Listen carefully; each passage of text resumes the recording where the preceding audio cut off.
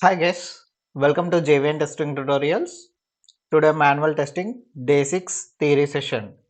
In the last class what we have seen? We have seen about spiral model and prototype model. Yes, let's see today's topic is RAD model. Okay, let's see what is RAD model. When big size projects or big size requirements need to complete in a short span of period, we can use RAD model. So, whenever we have big projects, but we have to complete in short time period, then we go for RAD model. How we can complete big project into short time? Let's see now. The project will be divided into number of modules. So, the project will be divided into number of modules. That's why we can complete the big project into short span of period. Okay. So here based on the project requirement, we divide the project into multiple teams and complete the project on time. Yes, based on the project requirement, we divide the project into multiple teams and complete the project on time. So that is called RAD model. For example, if 100 pages book is there, okay, one book is there 100 pages, so only one person need to write that 100 pages book in one day. Is that possible? Obviously no, right? 100 pages book is there, only one person need to complete that 100 pages book in one day. Is that possible? No. But with the help of four friends we can complete the 100 pages book, right? Yes or no? With the help of four friends, we can complete that 100 pages book. So, in RAD model also, same process will be applicable. Based on the project requirement, we divide the project into number of modules to the number of teams. Okay, and complete the project on time. We can complete in short times period. So that is called RAD model. One big project will be divided into number of modules to the number of teams, like module 1, module 2, module 3, like that. Okay. So by choosing RAD model, we can complete this big project within the short times period. Okay, that is called RAD model.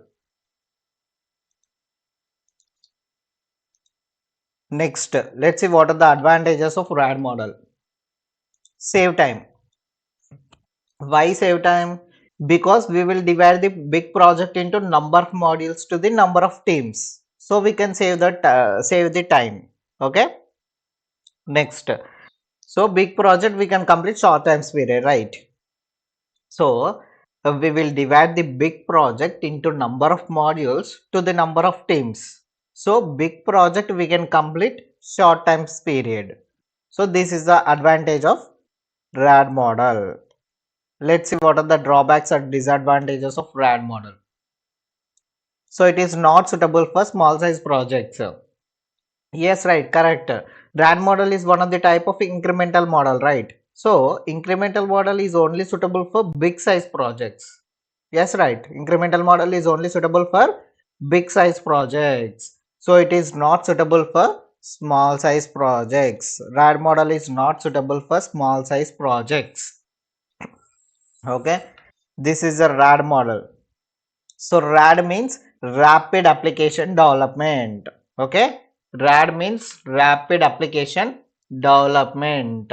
So when big size projects or big size requirement need to complete in a short span of period, we can use RAD model. How can we complete that big project into short time period? The project will be divided into number of modules to the number of teams. So we can complete that project within the time. Okay. And RAD model is not suitable for small size projects because RAD model is one of the type of incremental model. So incremental model is only suitable for big size projects. So it is not suitable for small size projects. So in RAD model we can save the time because we will divide this big project into number of modules to the number of teams. So big project we can complete short time period. So this is the RAD model. Okay.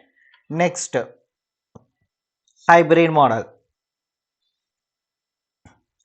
Basically, hybrid model is not useful and not use this model in the companies. Okay.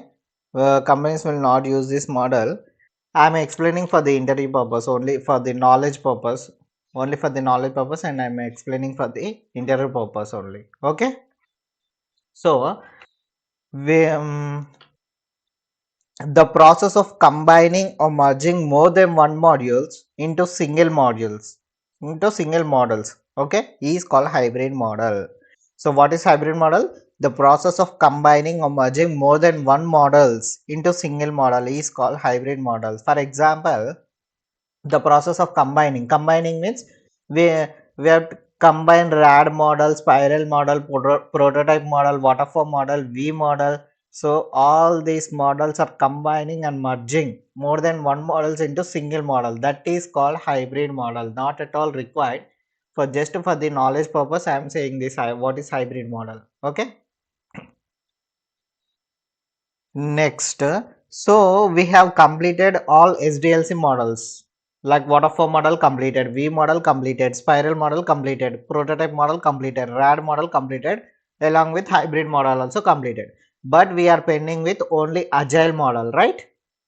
We are pending with only agile model. So most of the companies they will use only agile model. In all companies, most of the companies they will use agile model.